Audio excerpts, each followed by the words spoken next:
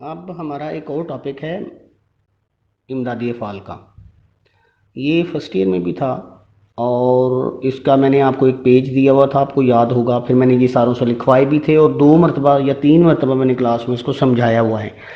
اب یہ الگ بات ہے کہ آپ اس وقت سمجھتے نہیں، اور بعد میں پھر آپ کو بھول بھی جاتا ہے کہ یہ کیا ہے اور کب کروایا تھا اور کیا ہے، کیونکہ آپ نے ذہن نشین نہیں نہ کیا ہوتا۔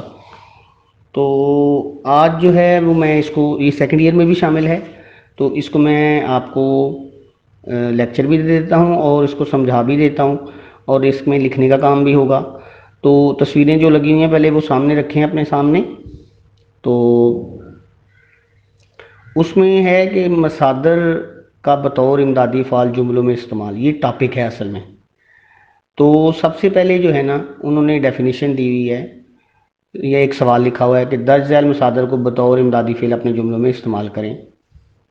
اس سے پھر انہوں نے نا 3 چیزوں کی وضاحت کی ہے۔ فعل لکھا ہوا انہوں نے ایسا کلمہ جس میں کسی خاص زمانے کے کام کا کرنا پایا جائے اور وہ اکیلا بھی اپنا معنی دے۔ مثلا شعیب نے نماز پڑھی، کہ اس میں پڑھی، عمیر نماز پڑھتا ہے، اس میں پڑھتا، احمد نماز پڑھے گا، اس میں پڑھے گا افعال ہیں، اور اس میں ماضی، حال اور مستقبل کا بھی پتہ چل رہا ہے۔ اس کے بعد اس نے کہا ہے کہ ایک اور اسم ہوتا ہے، اس کا نام ہوتا ہے اسم مصدر۔ یہ ڈیفینیشن آپ نے رٹا لگا لینی ہے اگر آپ کو یاد نہ بھی رہے تو وہ اسم مصدر جو خود تو کسی کلمے سے نہ بنا ہو، مگر اس سے بہت سے الفاظ بنائے جا سکیں اور اس کے آخر میں نہ آتا ہو۔ اب ہو سکتا ہے آپ کو کچھ یاد آ رہا ہوگا، میں نے فرسٹ ایئر میں یہ پڑھایا ہوا ہے، جیسے جانا، لینا، پڑھنا، سکنا۔ تو وہ پڑھ کے آخر میں نہ لگائیں تو وہ پڑھنا ہو جاتا ہے، وہ مصدر ہو جاتا ہے، ٹھیک ہے نا؟ تو پڑھ کے آخر میں نہ لگا دیا، لے کے آخر میں نہ لگا دیا، لینا ہو گیا، اور جا کے آخر میں نہ لگا دیا، جانا ہو گیا، یہ مصدر بن جاتا ہے۔ اس کے بعد امدادی فعال کیا ہوتے ہیں؟ امدادی فعال یہ ہوتے ہیں کہ کسی اصل فعل کے ساتھ مل کے اس کے معنی میں زور پیدا کرتے ہیں، اسے مکمل کرتے ہیں جملے کو۔ ان کے بغیر جملہ جو ہے وہ پر بامعنی کم ہوتا ہے، سمجھ تو آ جاتی ہے لیکن اتنا بہترین جملہ نہیں بنتا، اتنا کامل، مکمل اور تکمیل یافتہ جملہ نہیں بنتا جتنا کہ امدادی فعال لگانے کے بعد ہوتا ہے۔ اب اس میں انہوں نے پہلے لگایا ہے جانا، پہلا امدادی فعل ہے جانا۔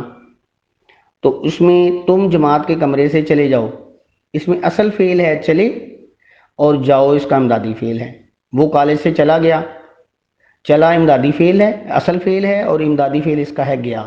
وہ مجھ سے کھانا کھایا نہیں جاتا، اصل فعل کھایا، اور جاتا اس کا امدادی فعل۔ تو انہوں نے یہ جتنے بھی امدادی افعال ہیں، جانا، دینا، لینا، رہنا، پڑھنا، ڈالنا، چکنا، کرنا، لگنا، آنا، سکنا، اٹھنا، رکھنا، پانا، چاہنا، ہونا، بیٹھنا، نکلنا، سننا، سونا، چکھنا، یہ کم و بیش ہمارے بن گئے 21۔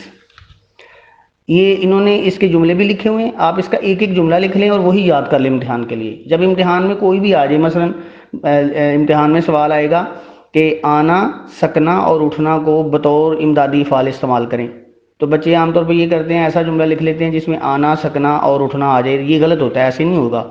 اس کا پھر وہ جملہ لکھیں گے آپ کہ جس میں امدادی فعل وہ ہوگا جو اصل فعل کے بعد آئے گا اور جملے کو مکمل کرے گا۔ تو یہ آج کا ہمارا جو ٹاپک تھا وہ یہ تھا۔